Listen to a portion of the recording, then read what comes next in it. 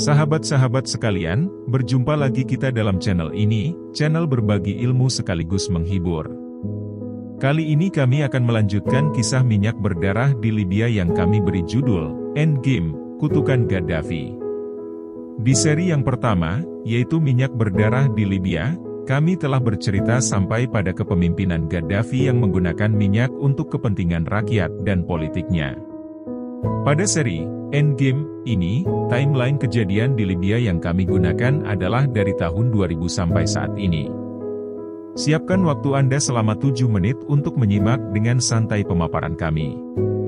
Libya, era Gaddafi awal tahun 2000 memulai lembaran baru untuk membuka dengan Barat.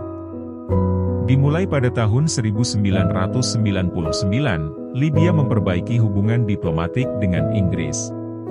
Tersangka pengebom kasus Lockerbie diserahkan ke pengadilan di Belanda. Pada bulan Januari 2002, Libya membuka komunikasi dengan Amerika untuk mencairkan ketegangan di era tahun 80 sampai 90-an. Dilanjutkan pada tahun yang sama, Libya masuk dalam keanggotaan hak asasi manusia di PBB. Tahun 2003, Libya membayar kompensasi terhadap keluarga korban Lockerbie sebesar $2,7 billion. Desember di tahun yang sama, Libya menandatangani kesepakatan dengan PBB mengenai pelucutan senjata nuklir. Di tahun 2004, Amerika menghentikan semua sanksi yang dijatuhkannya ke Libya, disertai kunjungan Perdana Menteri Inggris, Tony Blair ke Libya. Pada tahun 2005, lelang pengeboran minyak bumi di Libya dimenangkan oleh perusahaan Amerika. Di tahun 2006, Amerika menyatakan pemulihan 100% terhadap hubungan diplomatik dengan Libya. Agustus tahun 2008, terjadi kesepakatan antara Libya dan Amerika, untuk saling memberikan kompensasi terhadap korban-korban serangan pada periode tahun 80 sampai tahun 90. Disusul oleh komitmen Italia untuk memberikan kompensasi terhadap kerugian kolonial yang disebabkan selama Italia menjajah Libya.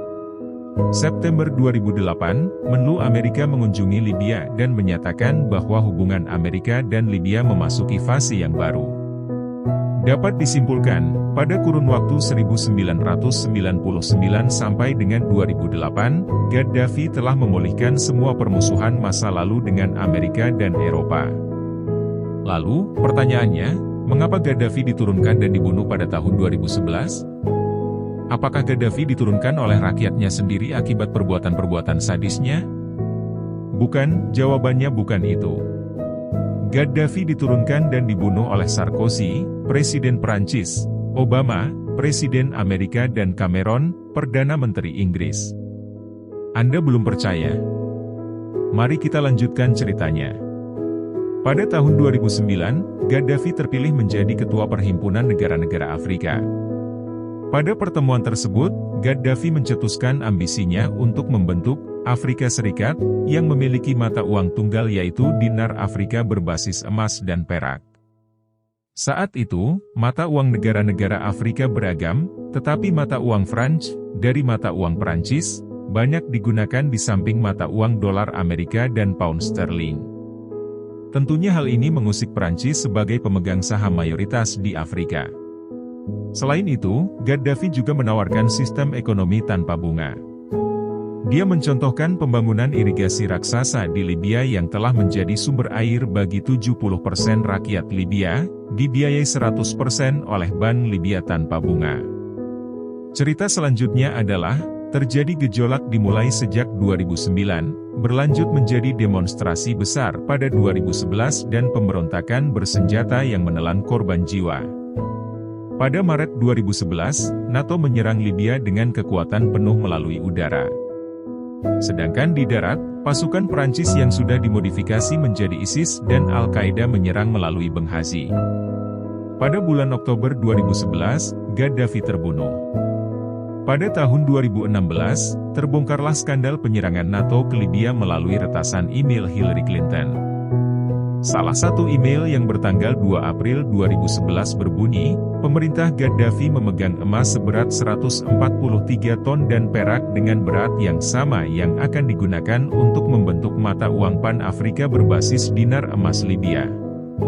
Tujuannya untuk menghilangkan secara berangsur-angsur mata uang franc dan dolar di Afrika.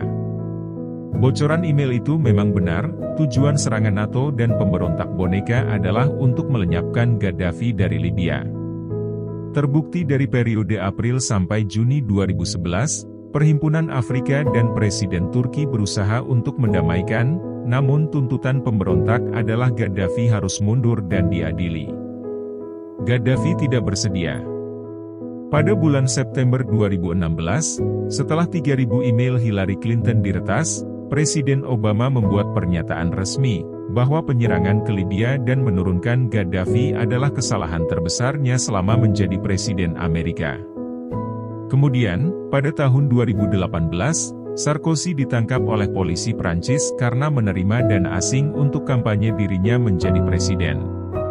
Sarkozy menerima bantuan sebesar 61 juta dolar Amerika dari Gaddafi.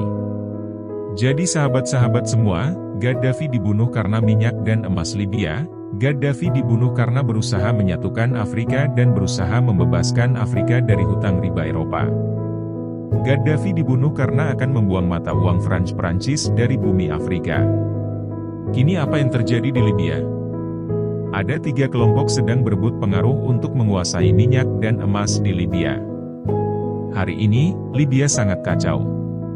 Sampai dengan bulan Oktober 2022, Amerika dan Eropa memberlakukan larangan berkunjung ke Libya karena alasan keamanan. Setiap hari terjadi penculikan, perampokan, pembunuhan dan pemerkosaan.